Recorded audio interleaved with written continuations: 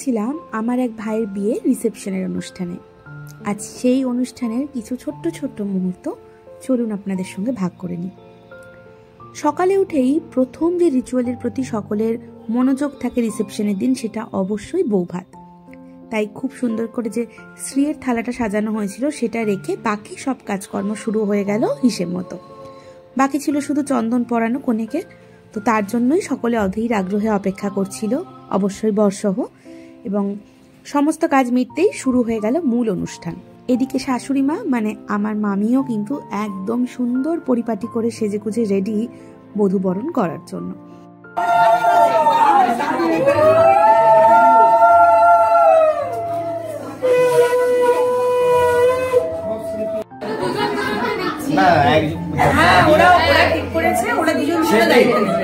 কিন্তু দাদা বলার পরে তুমি হাত চালাবে আবার একজন এই দিকটাই চলে আসবে। আচ্ছা আবার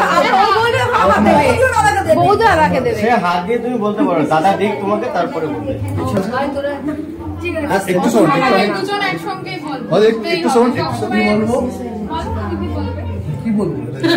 আজ থেকে তোর হাত কাপড়ের দায়িত্ব নিলাম। একসাথে বলবি, একসাথে আজ থেকে দুজনের দায়িত্ব, হাত কাপড়ের দায়িত্ব নিলাম।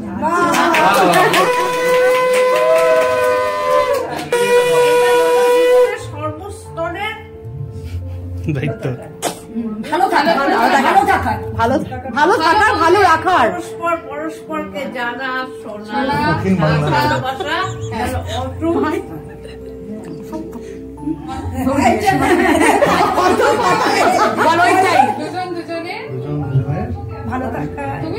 জীবনের সর্বস্তরে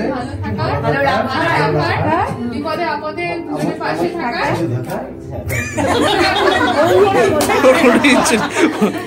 ও গান আছে, ঠিক আছে।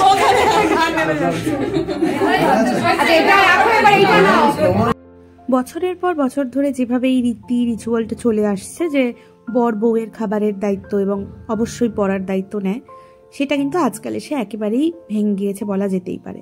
তো সেক্ষেত্রে মধুবন্তী মানে আমাদের মিষ্টি এই কোণে কিন্তু প্রথম থেকেই বলেছিল যে না, আমরা দুজনের দায়িত্ব নেব এবং একই সঙ্গে সেই কথাটি বলবো। কিন্তু ফটোগ্রাফার যে দাদারা তারা বেশ বারবার বলছিলেন যে না না না না। কিন্তু আমি ভীষণ খুশি হয়েছি যে কিছুতেই সেটাই রাজি না হয় নিজের যে ইচ্ছে সেটাতেই অটুট থেকেছে। আর এই যে খাবারের পর এবার পড়ার দায়িত্বও নিল দুজনের। বলাই হয় আমার এই ভাইয়ের নাম সৌমন, আর মধুবন্তী হচ্ছে ওর নববিবাহিত স্ত্রী। আশেপাশে দাঁড়িয়ে রয়েছে বাকি সমস্ত আত্মীয়রা। আর এবার পালা বাড়ির যে গুরুজনরা রয়েছেন তাদের পাতে নতুন বউয়ের হাত দিয়ে ঘি ভাত দেওয়া। তো এটা তো আমাদের বাঙালিদের একটি অন্যতম রীতি বিবাহ ক্ষেত্রে। ঘরেও ছোট্ট করে সেই একই রীতি পালন করা হলো বুবকা মানে আমার সেই ভাইয়ের ঠাকুমা এবং ঠাকুরদাকে ঘি ভাত দিয়ে। আর তারপর মধুবন্তী ঠাকুমাকে মানে ওর দিদি শাশুড়িকে খাইয়ে চলে গেল সাজগোজের জন্য। আমরাও বেশ খানিকক্ষণ অপেক্ষা করে ছবি টবি তুললাম এবং অপেক্ষা করছিলাম মেইনলি অনিমেষের। ও এলো অফিসের কাজ সেরে, আর তারপর আমরাও চলে গেলাম লাঞ্চের জন্য। লাঞ্চের খাওয়া দাওয়ার মেনুটাও আপনাদের সঙ্গে শেয়ার করে নিই। ছিল সাদা ভাত, মুগের ডাল, আর ছিল ধোকার ডালনা, শীতকালে প্রায় দুষ্প্রাপ্য এঁচড় চিংড়ি যেটা অপূর্ব ভালো খেতে ছিল, আর তার সঙ্গে ছিল বেশ সুন্দর মশলা মাখানো মাছ ভাজা, চিকেনও ছিল, তার সঙ্গে ছিল চাটনি, মিষ্টি যা থাকে। ব্যাস এইসব সেরে এবার আমরা চলে গেলাম ঘরে, রেস্ট নিয়ে সাজুকুজু করে আবার সন্ধেবেলা এসে হাজির হলাম রিসেপশনের অনুষ্ঠানে। অত্যন্ত সুন্দর ডেকোরেশন ছিল, প্রত্যেকটা জায়গায় ভীষণ ভালো করে সাজিয়েছিল। তো চলুন আমাদের বর কনের সঙ্গে টুক করে দেখা করে আসি। তার আগে দেখিয়ে দিই কি সুন্দর করে সাজানো হয়েছে জায়গাটা।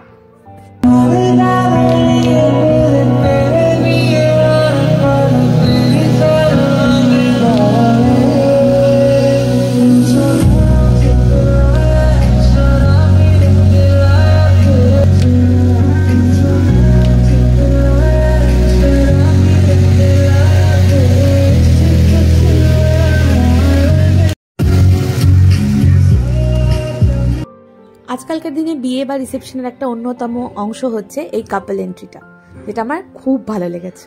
যাই হোক, এবার গেলাম আমরা স্টার্টারের দিকে। শুরুতেই ছিল পেয়ারে কাবাব, আর এদিকে ছিল একটা ক্রিস্পি চিকেন, আর সঙ্গে ছিল গোল্ডেন ফ্রাইড প্রন, আমি তখন ভাইয়ের অপেক্ষাই করছিলাম যে আমরা একসঙ্গে যাব, কিন্তু সেই করতে করতে অবশেষে চলে এলো কনের বাড়ির লোকজন, মানে কনে যাত্রী। খানিকটা সময় সেখানে কাটিয়ে ফাইনালি আমি গেলাম যে কি কি খাবার আছে ভাইয়ের সঙ্গে একবার ঢু মেরে আসা যাক। তো শুরুতেই আমরা ডেজার্ট দিয়ে শুরু করলাম যে কি কি আছে দেখতে।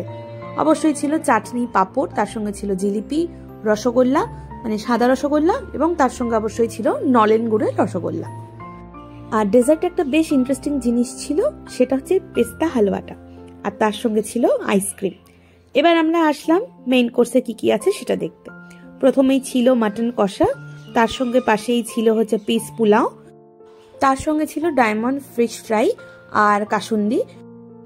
মেইন কোর্সের মধ্যে আরও ছিল চিকেন লাবাবদার, সেটা হচ্ছে নান দিয়ে খাওয়ার জন্য। আমরা পুরোটাই উল্টো দিক থেকে ঘুরতে ঘুরতে এসেছি দেখার জন্য। যাই হোক, স্টার্টারে ছিল পেয়ারে কাবাব, যেটা আমি অলরেডি বললাম যে আগেই নিচ্ছিল যখন অনিমেষ, সেটাই এখানে তৈরি হচ্ছিল। স্টার্টারে আরও ছিল ক্রিস্পি চিলি বেবি কর্ন, একটা ভেজ সুইস রোল, সঙ্গে ক্রিস্পি চিকেন, পেয়ারে কাবাব আর গোল্ডেন ফ্রাইড প্রন। আর এদিকে ততক্ষণে মধুবন্তী আর সৌমনস মানে বুবকা ওরাও স্টেজ থেকে নেমে এসছে, নিচে যারা আছে তাদের সঙ্গে একটু দেখা সাক্ষাৎ করতে। আর আমরা চলে গেলাম এবার ডিনার করতে। ডিনারে কি কি ছিল সে তো আগেই আমি অলরেডি দেখিয়ে দিয়েছি। তবে রাত বাড়ার সঙ্গে যেহেতু ঠান্ডাও বাড়ছিল, তাই খোলা জায়গায় মানে যেখানে বুফে ছিল সেখানে না বসে আমরা ব্যাঙ্কোয়েট হল যেখানে বসে খাওয়া দাওয়ার ব্যবস্থা ছিল আমরা সেখানেই চলে এলাম। বেশ সুন্দর খাওয়া দাওয়া, সুন্দর ছিমছাম মেনু বলবো, ভীষণ সুন্দর। সবকিছু শেষ করে আমরা ফিরে এলাম আমাদের হোটেলে। পরের দিন আমাদের সকালবেলা বেরিয়ে যাওয়া। তো সেসবের আগে চলুন টুক করে আমার সাজুগুজুটাও একটু দেখিয়ে দিই। সারা বিয়ে বাড়িতে সময়ই পাইনি যেন। যাই হোক, সঙ্গে রইল বেশ কয়েকটা ছবিও।